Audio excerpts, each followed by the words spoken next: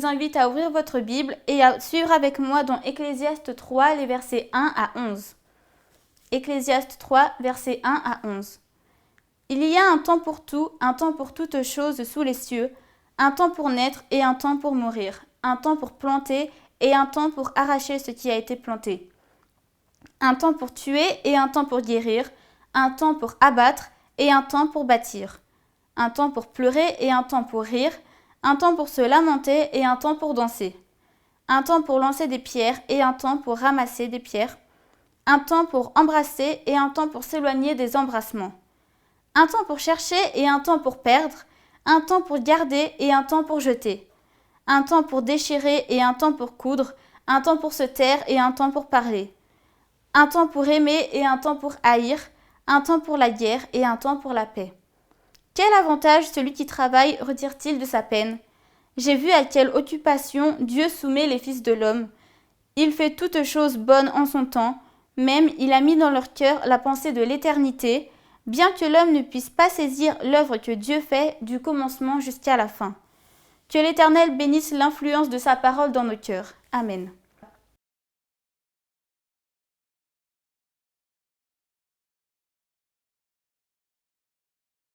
Nous voici de nouveau réunis. Depuis que l'homme a inventé la montre, il n'arrête pas de courir après le temps. Vous pouvez vérifier. Regardez comment vos journées s'organisent. Depuis le lever jusqu'au coucher, nous avons l'impression que le temps nous manque. Il y a des jours, je vous avoue, que j'aimerais bien avoir 36 heures, ou un peu plus. Il y a d'autres jours où on a envie que ça passe un peu plus vite. Nous ne sommes pas obsédés par le temps, mais nous sommes limités par le temps.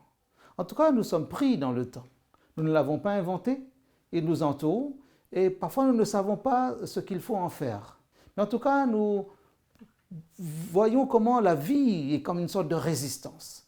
Est-ce que nous mettons des événements dans le temps? Ou est-ce que c'est le temps qui détermine un petit peu ce que nous allons faire? Est-ce qu'il y a comme un calendrier déjà établi qui nous pousse à agir? Ou est-ce que nous faisons du remplissage par moment parce que nous ne savons que faire du temps qui est devant nous? Chercher du temps parce que nous avons l'impression qu'il nous en manque. Et justement, c'est là que tombe une invitation de Paul qui nous dit de racheter le temps. Racheter le temps. Est-ce possible? Mon père disait toujours que le temps perdu ne se rattrape jamais. Même si nous avons l'impression de prendre un peu sur le temps à venir. Comme ces gens qui dorment très tard, pensant qu'en travaillant jusqu'à tard, on rattrape un peu le temps perdu. Non, nous empruntons seulement sur le temps à venir. Racheter le temps.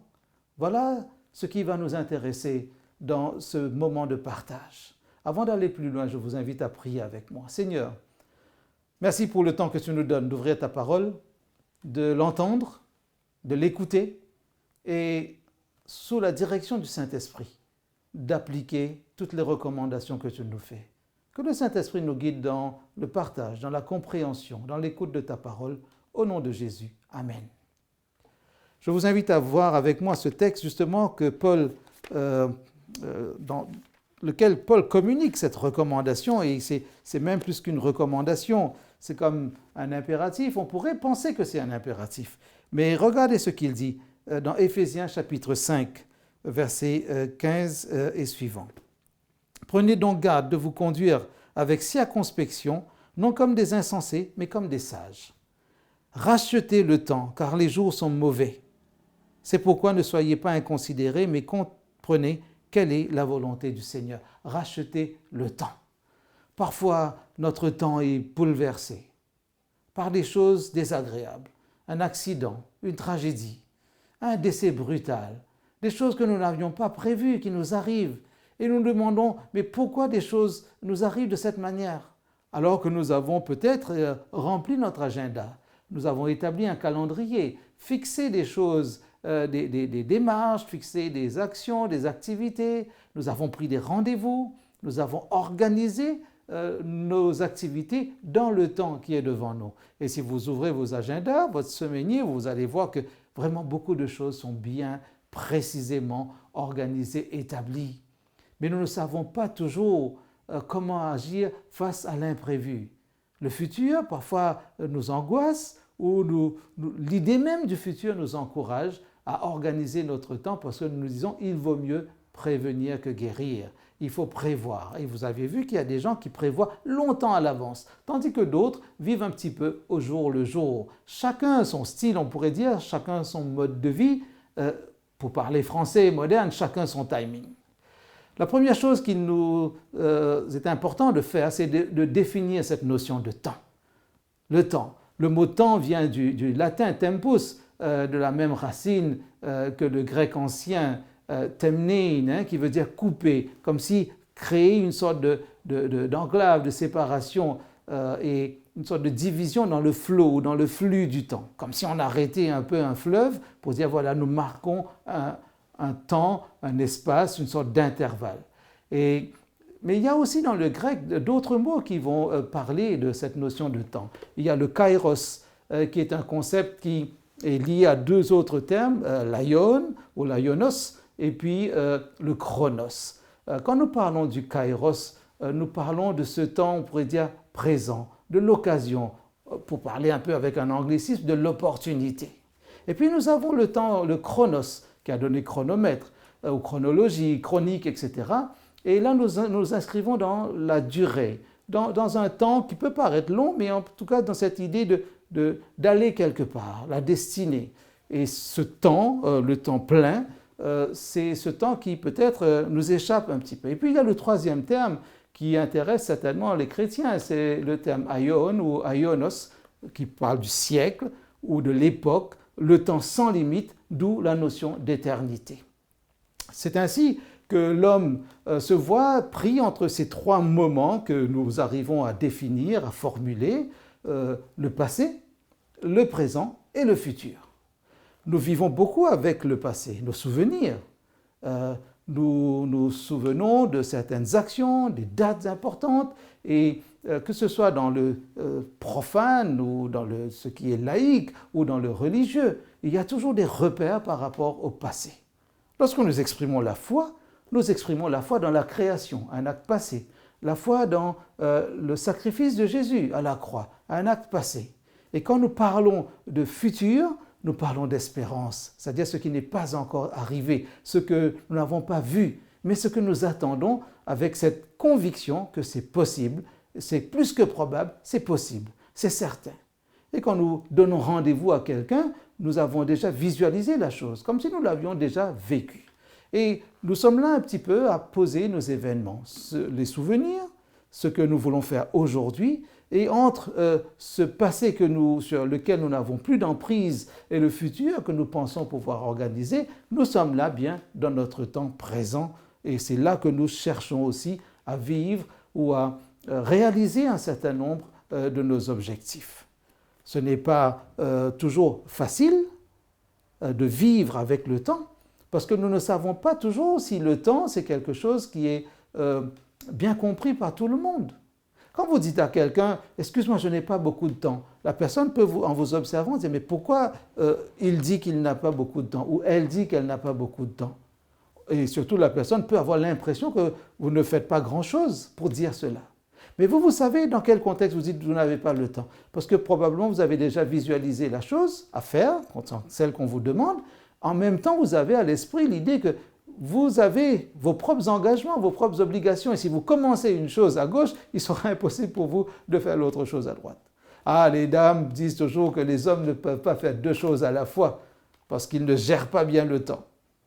Alors que les dames, elles peuvent, d'après ce qu'elles disent, faire deux, trois choses à la fois. Et elles donnent toujours l'image suivante. Elles peuvent être au téléphone, faire bouillir des pâtes ou du riz et en même temps regarder ou consulter leur messagerie. Et à la limite encore un petit peu s'occuper du bébé qui pleure dans la chambre d'à côté. Les hommes, messieurs, apparemment nous avons un peu de lacunes dans cette gestion du temps. Mais c'est peut-être apparent parce que parmi vous, il y a des maestros de la gestion du temps. Alors, Moïse l'avait compris aussi dans le temps. D'ailleurs, il va dire dans le psaume 90, verset 1er, un verset que beaucoup connaissent, « Enseigne-nous à compter nos jours afin que nous conduisions notre cœur avec sagesse. » Compter nos jours. Nous avons un calendrier. Nous avons des perspectives que nous posons au moins, comme nous disons sur papier, et nous n'arrivons pas toujours à aller jusqu'au bout de nos projets, parce que le temps que nous n'inventons pas, que nous ne maîtrisons pas, peut être rempli aussi de beaucoup d'autres choses. Et dans ce contexte, nous sommes un petit peu limités parce que nous dépendons d'autres personnes, nous dépendons d'autres facteurs. Et Paul nous met en garde en nous disant « rachetez le temps ». Il nous met en garde pourquoi? Parce qu'il dit, et c'est la deuxième chose que nous voulons aborder dans ce contexte, il dit « les jours sont mauvais ». Vous l'avez vu tout à l'heure dans Éphésiens chapitre 5. « Rachetez le temps car les jours sont mauvais ». Passé, nous n'avons aucune maîtrise sur le passé. Futur, nous pensons pouvoir l'organiser. Mais le présent. Quand on demandait à saint Augustin quelle était sa définition du temps, il disait si personne ne me le demande, je le sais. Mais si on me le demande et que je veuille l'expliquer, je ne le sais plus. La notion du temps m'échappe. Qu'a voulu dire Paul en invitant les Éphésiens? Il le dit aussi aux Colossiens, au chapitre 4, verset 5. Rachetez le temps. Est-ce possible de racheter le temps? Il nous arrive parfois de racheter soit une maison que nous avons vendue, soit une voiture que nous avons vendue, parfois la même, ou parfois racheter, nous disons « j'ai racheté une voiture de telle marque parce que ce n'est pas la même voiture, le même véhicule que vous avez vendu, mais vous avez racheté dans la même marque. » Ou si vous rachetez une maison, c'est que vous aviez une maison, vous l'avez vendue. Et vous avez racheté une maison dans le sens que vous avez fait l'acte, vous avez de nouveau fait l'acte d'acheter une maison. Racheter le temps. Pouvons-nous retrouver un temps perdu? Est-ce que c'est ça que Paul veut dire? Le confinement nous a appris beaucoup de choses. Le confinement nous a rendus presque philosophes pour certains, sages pour d'autres. Peut-être le confinement nous a montré encore la pression du temps. À ce qui paraît, le temps passé devant la télévision a largement augmenté parce que les gens ont l'impression qu'ils n'ont rien d'autre à faire. Mais beaucoup ont profité du confinement pour faire des choses dites utiles. Jardinage, bricolage, quelques réparations à gauche et à droite. Parfois, l'entraide aussi a fonctionné, en regardant bien à gauche et à droite s'il n'y avait pas des contrôles avant de traverser la rue, pour aller aider des voisins. Mais d'une manière générale, ce confinement a fait encore ressortir le facteur temps. Comment gérons-nous notre temps? Des habitudes? De la routine? Qu'est-ce que nous faisons réellement et qui nous empêche de bien compter nos jours par moment? Est-ce qu'il y a des choses qui nous tracassent, qui nous préoccupent, des choses qui nous perturbent, dans le sens que nous voyons des choses à faire, nous n'avons pas assez de temps, mais nous entendons encore cet apôtre qui nous dit « racheter le temps ». Comment pouvons-nous racheter le temps? Que veut dire Paul? Alors que nous avons, dans le texte qui nous a été lu tout à l'heure par Rachel, nous avons compris que le temps, il est partagé entre nos habitudes, entre nos routines, les limites que nous avons. Peut-être parfois il y a même comme des oppositions, un temps pour une chose et un temps pour son contraire. Mais le texte nous a aussi dit que Dieu fait toutes choses belles en son temps. Il fait tout bien en son temps, dans le temps de Dieu. Mais est-ce que Dieu a besoin du temps? S'il est l'Éternel, j'ai envie de dire, il a tout son temps. Mais ce qui est intéressant, et nous l'avons entendu, nous reviendrons plus tard là-dessus, Dieu a mis dans le cœur de l'homme la pensée de l'éternité. Entre le kairos, ce temps présent, le temps opportun, et en dépassant le chronos, nous sommes entrés dans cette pensée de l'éternité. Si vous regardez bien autour de vous, tout le monde a cette pensée de l'éternité. Même ceux qui ne croient pas en Dieu, ils rêvent d'éternité. Les scientifiques rêvent de prolonger la vie. Beaucoup d'efforts ont été faits pour augmenter l'espérance de vie. Et dans les pays occidentaux, les pays industrialisés, parfois on est fier de dire que, comparé aux pays en voie de développement, l'espérance de vie a dépassé tel et tel critère ou telle et telle échelle. L'homme veut vivre éternellement, ou retrouver sa jeunesse, ne pas vieillir, repousser autant que possible, non seulement la vieillesse, l'usure de la vie, mais repousser surtout la mort. Tout le monde rêve d'éternité. Nous n'avons pas besoin de rêver l'éternité. Dieu a mis en nous la pensée de l'éternité. Racheter le temps. Ce verbe, que comporte-t-il? Quand nous regardons de près ce verbe, dans le texte original, il n'est pas à l'impératif. C'est un participe présent.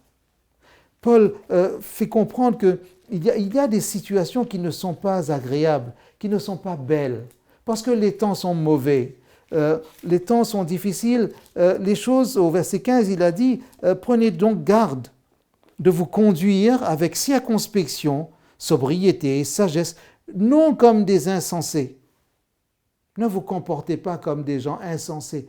Il le dit à des croyants. Sous-entendu, vous avez été informés, avertis, instruits. Vous avez été convaincus que la vie peut se regarder avec les yeux de la foi et toute la conviction dans les promesses divines. La vie, le passé, sur lequel nous n'avons pas de maîtrise, mais le présent que nous sommes en train d'expérimenter et le futur, les jours à venir, tout cela peut être regardé avec l'éclairage que porte la parole de Dieu. Sachant tout cela, rachetez le temps. Prenez garde à ce que vous faites. Prenez garde à votre comportement, rachetant au passage le temps. Le verbe racheter vient d'un verbe grec qui est ex agorazo, c'est-à-dire vous entendez le mot agora, le marché, le commerce. Ex, à partir de. Comme si à partir de cette idée commerciale, racheter le temps. L'idée c'est de racheter quelque chose des mains d'une personne. C'est plus qu'acheter, c'est racheter. Comme s'il y a l'idée de reprendre, mais en payant quelque chose. Il y a un effort. Ce n'est pas gratuit. Ce n'est pas un geste banal que de racheter quelque chose. C'est aussi l'idée de libérer, délivrer. C'est cette notion rédemptive, comme on dit pour parler un langage un peu technique. D'ailleurs, la notion de rédemption, quand Paul s'adresse aux Galates, au chapitre 3, verset 13 et chapitre 4, verset 5, il parle de Christ qui nous a rachetés. C'est le même verbe qui est employé. Comme s'il il a payé un prix pour nous, permettez-moi l'expression, pour nous récupérer, pour nous reprendre. Et cette idée de rachat est aussi l'idée de mettre en sécurité. Après avoir payé pour délivrer, libérer, mettre en sécurité, en lieu sûr, comme quelque chose de précieux. Il y a cette idée d'arracher de la perte, d'arracher d'un mésusage, d'arracher de la perdition tout court. Quand Christ nous rachète, il nous rachète de la perdition éternelle. Et c'est là que la pensée de l'éternité est liée à cette notion de rachat. Nous ne sommes pas en train de construire l'éternité. Paul nous invite à racheter. En d'autres mots, le terme comporte l'idée de mettre à profit. Mettre à profit le temps présent. Parce que le mot temps qui est employé ici, c'est le mot kairos. Ou kairon pour ceux qui aiment le grec aussi. Racheter le kairos. Vous ne maîtrisez pas le passé. Arrêtez de vivre dans vos souvenirs, bons ou mauvais. Ne repassez pas tous les vieux films en disant « Ah, j'ai bien vécu ». Ne vous contentez pas seulement de rêver de l'avenir en employant que des verbes au futur. Mais dans le temps présent, dans ce moment présent, le moment opportun, profitez, mettez à profit, exploitez, on pourrait dire, le temps. Dites-vous que vous pouvez faire quelque chose d'utile. Les temps sont mauvais. Et quand nous lisons sa lettre à Timothée, 2 Timothée chapitre 3, versets 1 à 5, Paul lui dit que dans les derniers temps, et c'est important pour nous de comprendre cela, pourquoi Paul insiste en disant les temps sont mauvais? Sache, dit-il dans 2 Timothée chapitre 3, versets 1er et suivant, sache que dans les derniers jours, il y aura des temps difficiles. Car les hommes seront égoïstes, amis de l'argent, fanfarons, hautains, blasphémateurs, rebelles à leurs parents, ingrats, irréligieux, insensibles, déloyaux, calomniateurs, intempérants, cruels, ennemis des gens de bien, traîtres, emportés, enflés d'orgueil, aimant le plaisir plus que Dieu, ayant l'apparence de la piété, mais reniant ce qui en fait la force. Éloigne-toi de ces hommes-là. Les jours sont mauvais. Si vous regardez bien ces versets que nous venons de lire dans la deuxième lettre à Timothée, nous pouvons comparer cela avec ce qui se passe dans les actualités. Regardez tous les documentaires sur le travail des gendarmes, de la police, des pompiers, de tous ceux qui assurent la sécurité, des militaires aussi. Comparez cela à ces actes terroristes, à ces délinquances urbaines. Regardez le réseau mafieux, comment il s'est étendu sur le monde. Regardez comment, même dans des temps de détresse, de guerre sanitaire, il y a des personnes qui ont volé des masques de protection pour les revendre au marché noir. Des trafics d'êtres humains. Et quand ce n'est pas la personne tout entière qu'on vend pour la prostitution ou pour l'esclavage, on vend ses organes. Nous vivons au XXIe siècle. Nous disons que l'humanité, ou nous entendons dire que l'humanité a tellement évolué qu'il est arrivé au summum de la compréhension d'elle-même, de toutes ses possibilités. Mais nous avons perdu en moralité. Nous avons perdu par rapport à l'échelle du bien. Nos priorités, le plaisir, le divertissement, les loisirs. Mais Dieu a mis dans le cœur de l'homme la pensée de l'éternité. Et c'est dans ce sens que Paul dit, rachetez le temps. Faites quelque chose d'utile, faites quelque chose de bien, faites quelque chose de beau, faites quelque chose de noble, d'honorable. Dans le temps où vous vivez, n'attendez pas plus tard. Dans le temps présent, faites ce qui est bien. Quand nous relisons ce texte, nous comprenons qu'il y a de la valeur. Ah, combien d'entre nous auraient aimé pouvoir remonter le temps. D'ailleurs, il y a même des films qui ont été tournés, Retour vers le futur. Si seulement nous pouvions retourner à tel moment précis, à tel kairos précis, dans notre histoire, retrouver une séquence en disant, là, au lieu de prendre à gauche, je prendrai à droite. Au lieu de faire telle chose, je ferai telle autre chose. Mais nous ne pouvons pas faire cela. Moi, en tout cas, je n'ai pas de machine à remonter le temps. Mais je veux écouter ce que l'apôtre dit. Qu'est-ce que cela signifie? Comment pouvons-nous mettre à profit le temps? À l'écoute de l'Ecclésiaste, de Paul, même de Jésus, nous comprenons qu'il y a des choses qui se passent dans notre vie que nous ne pouvons pas changer, mais il y a d'autres qui viennent à nous et que nous pouvons changer, en tout cas nous pouvons organiser. Jules Romain disait, le temps passe et chaque fois qu'il y a du temps qui passe, il y a quelque chose qui s'efface. Nous pouvons penser qu'il y a des choses que nous ne maîtrisons pas, mais ce n'est pas très grave. Ce n'est pas le temps qui passe en somme, c'est nous qui le traversons. Comment nous allons traverser le temps? Comment nous allons traverser cette journée, les prochaines 24 heures, en regardant seulement ce qui se passe autour de nous, en regardant des statistiques? Nous pouvons mettre à profit ce temps. Permettez-moi de dire 7 choses qui peuvent nous aider avant de conclure. Quand j'écoute l'apôtre, je comprends qu'il ne faut pas procrastiner. Pas de procrastination, c'est-à-dire ne remettez pas au lendemain ce que vous pouvez faire dans le temps présent, dans le kairos. Il y a des gens qui aiment bien remettre à plus tard, pensant qu'ils ont du temps. Ne faites pas cela, dit l'apôtre. Faites ce qu'il faut faire au moment où il faut le faire. C'est une manière aussi, certainement, de glorifier le Seigneur dans le temps qu'il nous donne. Il ne nous demande pas d'accélérer le temps, mais de mettre à profit ce temps présent. La deuxième chose, c'est que nous pouvons réapprendre à aimer Dieu. Réapprendre à aimer Dieu. Je vous renvoie à Deutéronome chapitre 6, versets 4 et 5. La confession de foi ne suffit pas. Mettre à profit le temps présent, c'est redécouvrir le Seigneur pour réapprendre à marcher avec lui. Quel que soit le nombre d'années que nous allons marcher avec lui ou quel que soit le nombre d'années que nous avons déjà cheminé avec lui. La troisième chose, et là nous retrouvons la pensée de l'éternité, c'est chercher premièrement, dit Jésus, le royaume de Dieu et sa justice. Aller à l'essentiel, peut-être pour ne pas nous perdre dans le secondaire, dans le superflu. Retrouver le socle même de la vie que Dieu nous donne et retrouver notre relation avec Jésus-Christ. Celui qui a le Christ a la vie, dit Jean dans sa première épître au chapitre 5 à partir du verset 10 jusqu'au verset 12. le temps utile. Quatrième aspect, rendre le temps utile. Et prioriser nos décisions du quotidien. Revoir peut-être nos besoins face à nos envies. La plupart des gens sur la planète courent après leurs envies. La plupart des gens sur la planète courent après leurs envies. Et parfois, même les croyants mettent leurs envies dans leurs prières, remplissent leurs prières de leurs envies. Mais Jésus a dit, faites connaître vos besoins au Père et pas vos envies. Si nous courons, si notre mentalité s'organise autour de nos envies, ben notre vie spirituelle aussi risque d'en être influencée. Jésus nous demande de revenir. Paul, en nous disant de racheter le temps, il nous demande de rejoindre l'enseignement de Jésus, de nous poser sur nos besoins et nos envies. Il est important pour nous, comme cinquième aspect, de retrouver un lien fort avec le corps du Christ, l'Église.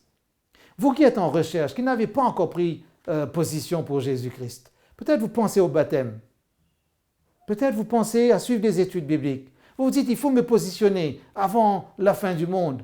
Ne pensez pas à la fin du monde. Dans le temps présent, retrouvez ou trouvez un lien fort avec le Seigneur. N'attendez pas demain. Vous ne maîtrisez ni le passé ni l'avenir, mais aujourd'hui, vous êtes capable de prendre une décision. Et dans la Bible, il y a cet appel. Aujourd'hui, si vous entendez ma voix, n'endurcissez pas vos cœurs. Répondez à l'appel du Seigneur.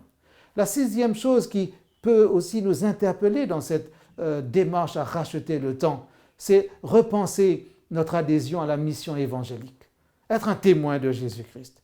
Arrêtez d'être seulement un croyant. Arrêtez seulement d'être un membre d'église, mais devenir un disciple et aller encore plus loin. Les disciples sont devenus des apôtres et les apôtres ont été envoyés. Donc ils ont été des missionnaires.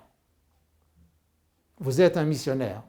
Vous êtes une missionnaire. Là où vous êtes en mission, dans le temps présent. Cherchez à exercer ce potentiel de témoignage que Dieu vous a donné. Et la septième chose, vivez dans l'espérance. Vivre avec la mentalité du royaume des cieux, tout en étant encore ici-bas, dans le temps présent.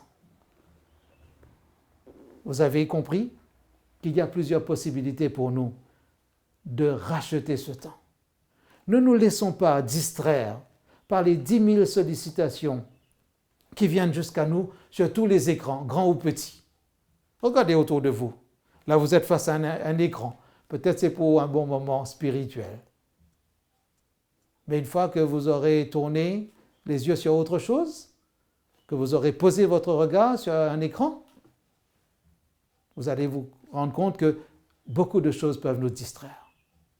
La première chose que beaucoup de gens font le matin, c'est regarder leur téléphone.